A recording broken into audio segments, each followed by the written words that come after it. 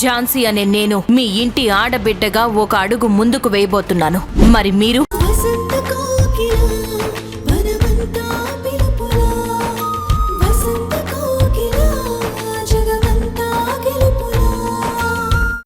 సూర్య,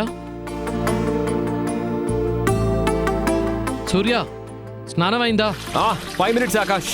okay okay, coffee ready అవుతోంది. ఈలోపు నువ్వు కూడా రెడీ అయ్యి బయటకు వచ్చేసేయి. నేను రూమ్ బయటే ఉంటాను. ఓకే ఆకాష్.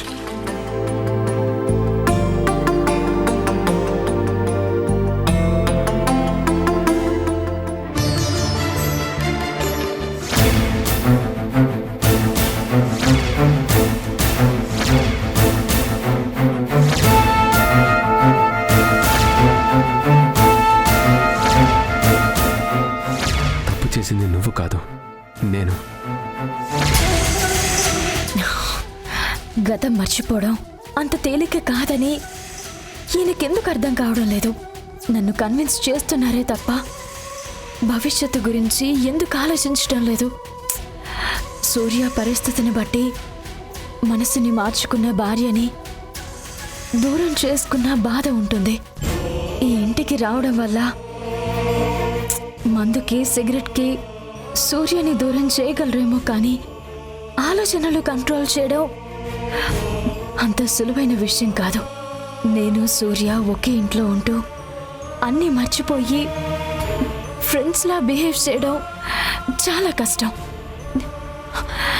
ఈ విషయం ఎలా చెప్తే ఆకాష్కి అర్థమవుతుంది?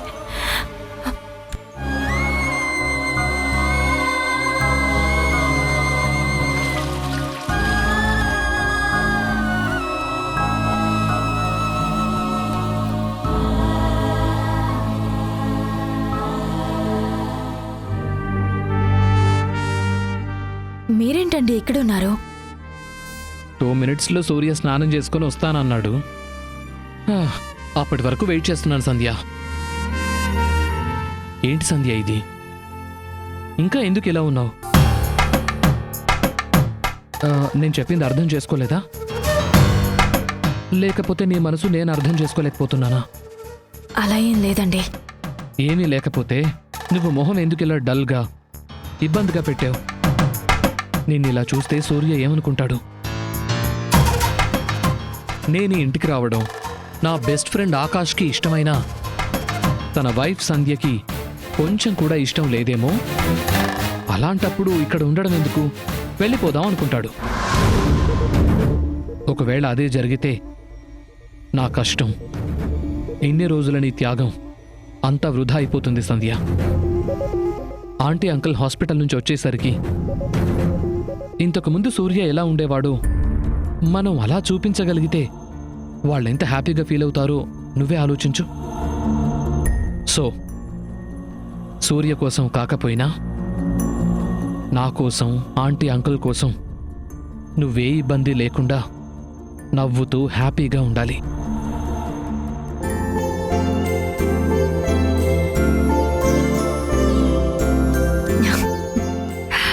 ఎస్, ఇలానే నవ్వాలి. నీ నవ్వులోనే మ్యాజిక్ ఉంటుంది సంధ్య. అది ఎలాంటి ఎమోషన్ అయినా సరే ప్రసన్నంగా మార్చేస్తుంది. నేను ఫస్ట్ టైం రెస్టారెంట్లో చూసినప్పుడు ఇదిగో ఈ నవ్వుకే పడిపోయాను. నవ్వుక? మరి ఒకసారేమో నా కోపానికి అన్నారు. అది రెండోసారి. అప్పుడు నీ కోపాన్ని చూసి నేను పిచ్చెక్కిపోయాను. అంటే నీ చేత తిట్లు తింటే ఎంత అందంగా ఉంటుందో అని ఊహించుకొని చాలా మురిసిపోయాను సంధ్య. ఏంటి, తిట్ల గురించి ఆలోచించి మురిసిపోయారా? ఇది మరీ విచిత్రంగా ఉంది. పుర్రెకో బుద్ధి, ప్రేమకో రుచి. నువ్వు నన్ను తిట్టినా ముద్దు పెట్టినా నాకిష్టమే సంధ్య.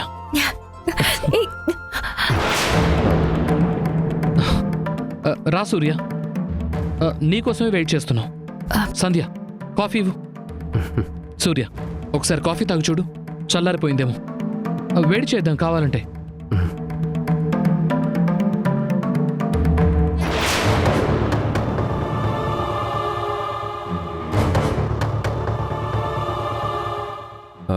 వద్దు ఆకాష్, వేడి సరిపోయింది.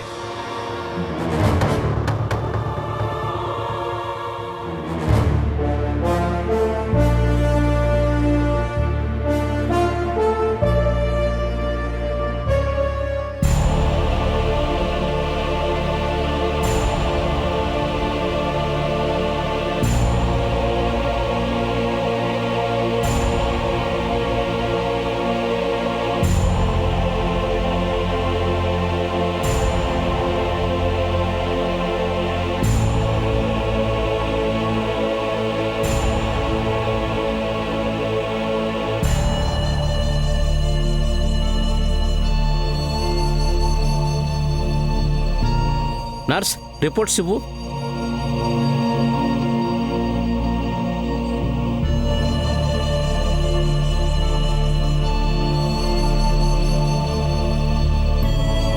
ఆయనకి ఎలా ఉంది డాక్టర్ గారు? ప్రస్తుతానికి రిస్క్ ఏమి లేదమ్మా, కానీ కొన్ని రోజులు అబ్జర్వేషన్లో ఉండడం మంచిది.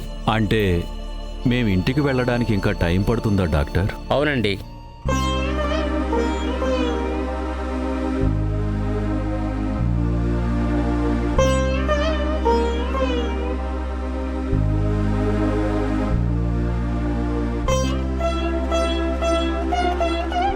కొన్ని రకాల మందులు మార్చాను, వీటిని వాడండి, సరిపోతుంది. అలాగే డాక్టర్. హ్మ్?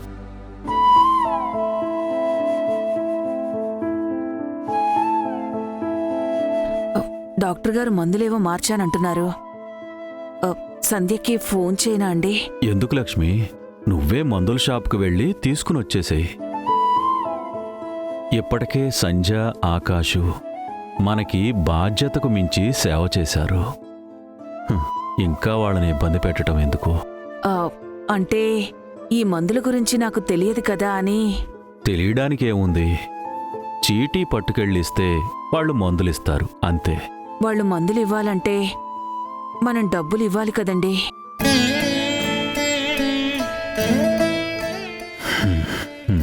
సరే అయితే సూర్యకి ఫోన్ చేసి రమ్మను. వాడి ఫోన్ పనిచేయడం లేదు కదండి. లేదంటే మీతో చెప్పించుకోకముందే వాడికే ఫోన్ చేసేదాన్ని. అవసరం ఉన్నప్పుడు అయిన వాళ్ళ దగ్గర చేయి చాచడం ఆత్మాభిమానాన్ని చంపుకోవడం కాదు అని మీరే నాతో చెప్పారు. ఇప్పుడు మాత్రం ఆలోచించడం దేనికండి?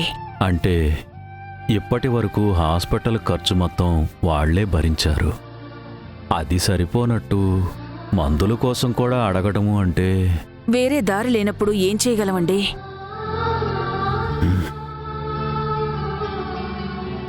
సరే లక్ష్మి, ఫోన్ చేయి.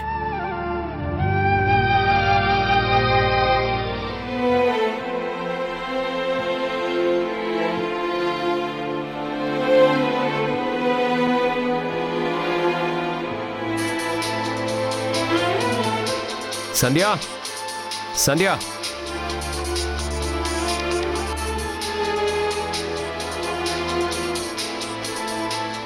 అమ్మా. అమ్మా సంధ్య. అమ్మా, నేను సూర్యని.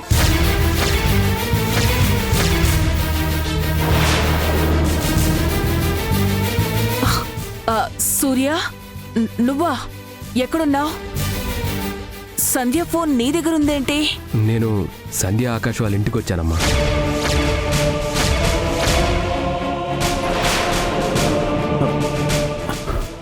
వాళ్ళింటికి వెళ్ళావా? ఎందుకురా? నేను కొన్ని రోజుల నుండి ఇక్కడే ఉంటున్నాను నాన్న. ఆకాష్ బలవంతంగా మన ఇంటి నుంచి ఇక్కడికి తీసుకొచ్చాడు. అక్కడేం సమస్య లేదు కదా? సమస్య ఇక్కడ. నన్ను ఏ లోటు లేకుండా చూసుకుంటున్నారు. మీరెలా ఉన్నారు? బాగానే ఉన్నానురా. సూర్య, ఒక్కసారి నువ్వు హాస్పిటల్కి. అమ్మ నాన్న కాల్ చేశారు, మాట్లాడు. అమ్మా చెప్పు. అమ్మా సంధ్య, సూర్య మీ ఇంట్లో ఎందుకున్నాడు? వాడికి ఏమైనా తాగుడు ఎక్కువైందా? ఎవరి మాట వినకుండా పిచ్చోళ్ళ రోడ్డు మీద తిరుగుతున్నాడా? మమ్మల్ని కలిసినప్పుడు మారిపోయాను, ఇక ఏ సమస్య ఉండదని చెప్పాడు. ఏమండి, ఏమండి, మీరు ఎక్కువ ఆవేశపడకండి.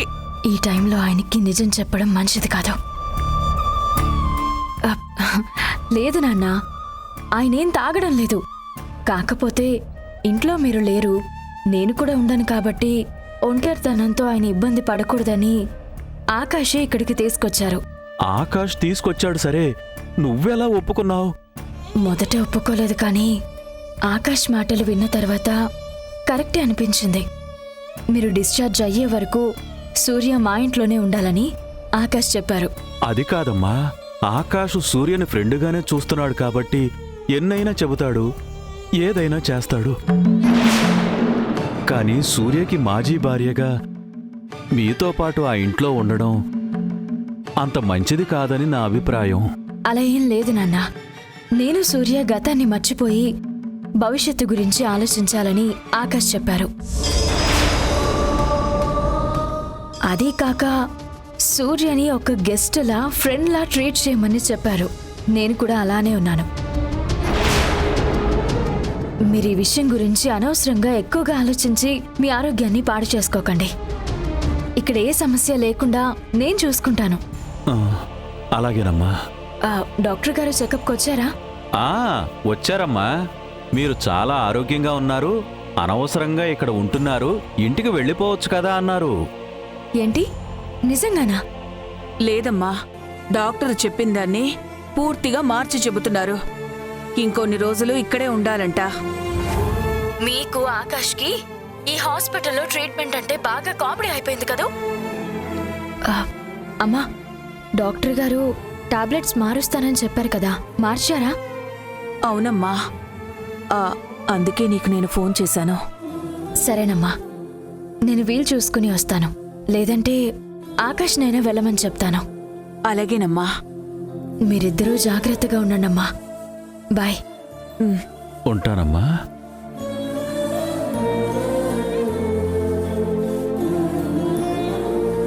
లక్ష్మి, సూర్య ఆ ఇంట్లో ఉండడం వల్ల సంజయ్కి ఏ సమస్య లేదన్నట్టు మాట్లాడింది కదా, అది నిజమే అంటావా? ఆ విషయంలో మనకెందుకు అబద్ధం చెప్తుందండి? శత్రువుకైనా సరే సహాయం చేసే మంచి మనసు మన సంధ్య సొంతం. అలాంటిది సూర్య విషయంలో తనెందుకు అబద్ధం చెప్తుందండి? మన కోసం. మన కోసమా? అవును లక్ష్మి.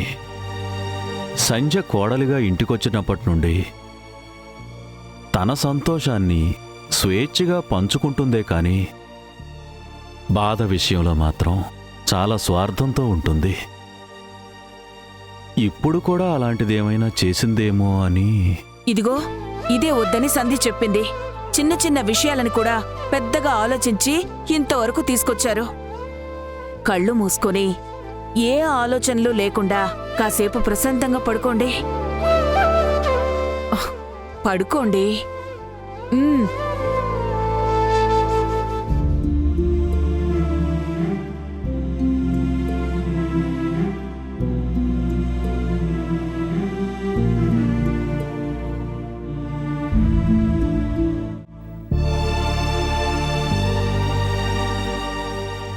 నువ్విలా డల్గా కూర్చుంటే నీ ప్రాబ్లం క్లియర్ అవ్వకపోగా మెంటల్ స్ట్రెస్ ఎక్కువవుతుంది పండు. నీ లవర్ ఇంటి అడ్రస్ కానీ ఆఫీస్ అడ్రస్ కానీ చెప్పు, డైరెక్ట్గా వెళ్దాం. తెలీదా? ఏంటి పండు ఇది? అసలే డీటెయిల్స్ తెలుసుకోకుండా అతన్ని ఎలా లవ్ చేసావు, ఎలా పెళ్లి చేసుకోవాలనుకుంటున్నావు? అంటే నాకు అతని మాట మనసు రెండూ నచ్చాయి దివ్య. అందుకే వేరే విషయాల గురించి ఆలోచించలేదు, డీటెయిల్స్ తెలుసుకోలేదు. అతనికి నువ్వు కాక వేరే అమ్మాయితో ఎఫ్ఐఆర్ ఏదైనా ఉందంటావా? ఛాన్సే లేదు దివ్య. అతను స్టిల్ బ్యాచులర్. అమ్మాయిలంటే అతనికి చాలా గౌరవం. ఎన్నోసార్లు నాతో చాలా మర్యాదగా జెంటిల్ మ్యాన్ లా ఉండేవాడు. అవును మరి, వాడో పెద్ద జెంటిల్ మ్యాన్, నువ్వో పెద్ద వండర్ ఉమెన్. ప్రేమ గుడ్డిదని తెలుసు కానీ నీ విషయంలో మాత్రం ఎడ్డిది, ఏ సెన్స్ లేనిదని అర్థమవుతుంది. కనీసం అతను ఫోన్ నెంబర్ అని ఇవ్వు. సిమ్ కార్డు కోసం ఏదో ఒక అడ్రస్ ప్రూఫ్ ఇస్తాడు కదా, అలా అయినా కనిపెట్టొచ్చు. చెప్పు.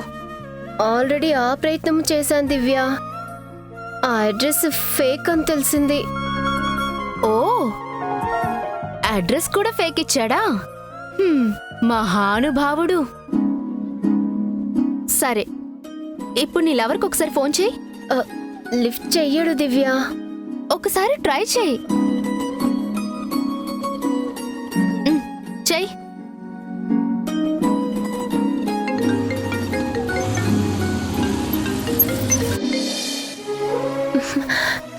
రింగ్ అవుతుంది.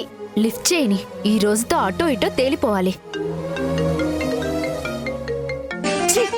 పండునా ఆఫీస్ నుండి అనుకుని అనవసరంగా బైక్ ఆపాను. రోజు రోజుకి దీని టార్చర్ ఎక్కువైపోతుంది.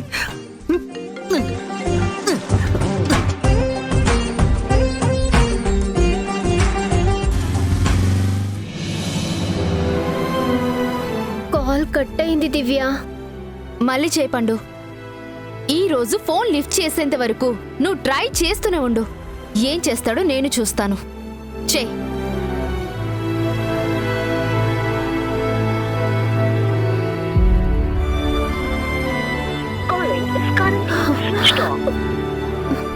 స్విచ్ ఆఫ్ అని వస్తోంది. వీడు నేను అనుకున్న దానికన్నా చాలా ముదురులా ఉన్నాడు. ఆ మహానుభావుడి ఫోటోలు ఏమైనా ఉన్నాయా? ఉండేవి, కానీ ఒకరోజు నా ఫోన్ తీసుకుని అన్నీ డిలీట్ చేసేశాడు. ఏంటి? డిలీట్ చేశాడా? ఎందుకు? పెళ్లి కావాల్సిన అమ్మాయి ఫోన్లో అబ్బాయిల ఫోటోలు ఉండకూడదు, తప్పు, స్త్రీ గౌరవం, ఆత్మాభిమానం. తొక్క, తోటకూర, మన్ను, మసానం అని కబుర్లు చెప్తే నువ్వు తింగర్ దానిలా అన్ని నమ్మేశావు, అంతేనా? మ్మ్. ఏంటి పండు ఇది? నీ అమాయకత్వాన్ని చూసి నవ్వాలో ఏడవాలో కూడా తెలియడం లేదు. కనీసం అతని డీటెయిల్స్ అయినా చెప్పు. Height, weight, colour.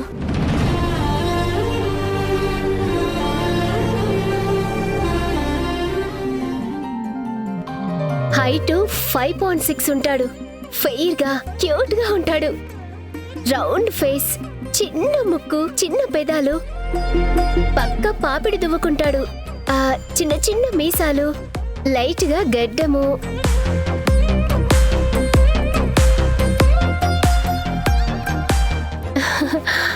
అంతే దివ్య, ఇంకేమైనా కావాలా? ప్రస్తుతానికి ఇవి చాలు. ఫోటో, అడ్రస్ ప్రూఫ్ ఏది లేకపోయినా అట్లీస్ట్ ఈ డీటెయిల్స్ అయినా చెప్పావు. వీటితో నీ చీటర్, సారీ, నీ లవర్ ఎక్కడున్నాడో కనిపెట్టి నీ ముందు నిలబెడతాను. ఈ డీటెయిల్స్ తోనా? ఎలా? చెప్పను, చేసి చూపిస్తాను. Just wait and watch.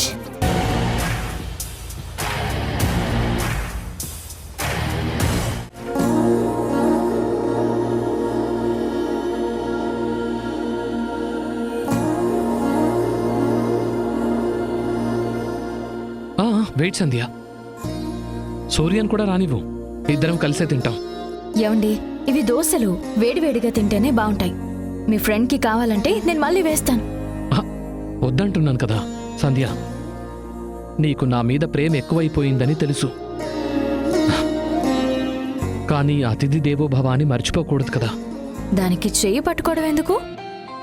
ముద్దు కూడా పెట్టుకుంటాను. ఏం చేస్తావు?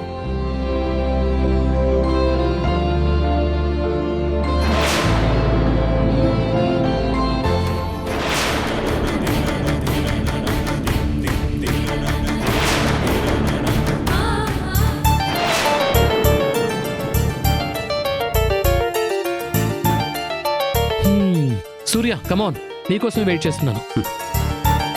సంధ్య, ఇప్పుడు మా ఇద్దరికి వడ్డించు.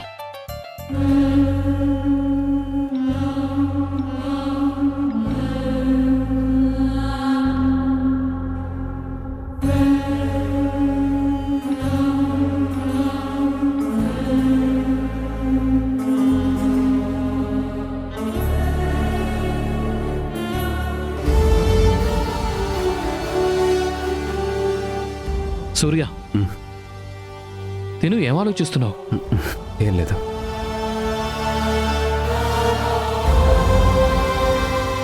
సూర్య, నిజం చెప్పు, ఇక్కడ ఉండడానికి నీకు ఇబ్బందిగానే ఉంది కదూ? నీకు అంటే? సంధ్య కూడా సేమ్ నీలానే ఉంది. అలా ఉంటుందని నాకు కూడా తెలుసు.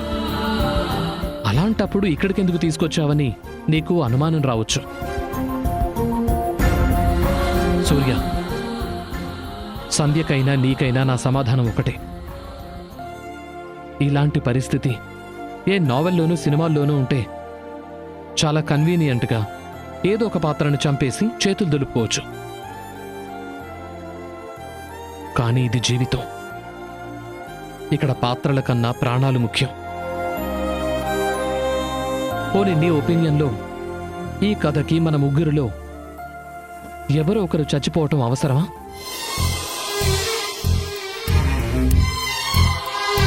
కానీ చచ్చిపోతే సమస్య శాశ్వతంగా సాల్వ్ అవుతుందా?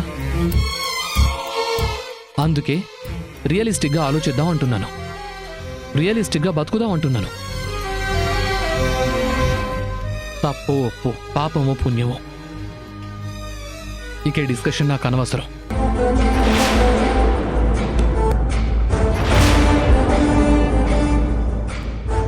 సూర్య, మన ముగ్గురి జీవితాల్లో జరగకూడదు ఏదో జరిగింది. గతం గతం అనుకొని వదిలేసి సంతోషంగా రేపటి కోసం వెల్కమ్ చెప్దాం. ఈ రోజు నుంచి సరికొత్తగా బతుకుదాం. ఒడియూసే. సూర్య, మరో విషయం. నమ్మకం ఉన్న చోట అనుమానం ఉండదు. అనుమానం ఉన్న చోట నమ్మకం బతకదు.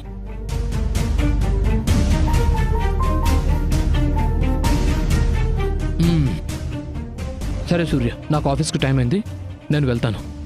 సూర్య, నువ్వు రెస్ట్ తీసుకో. బాయ్. బాయ్ సంజయ్.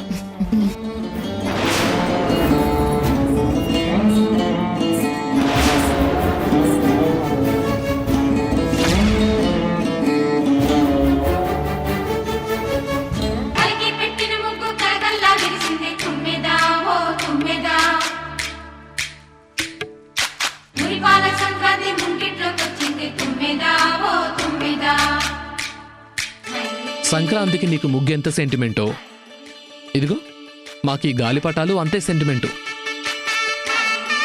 నాకు సూర్యకి గాలిపటాల పోటీ. ఎవరి గాలిపటం తెగిపోతుందో వాళ్ళు ఓడిపోయినట్టు.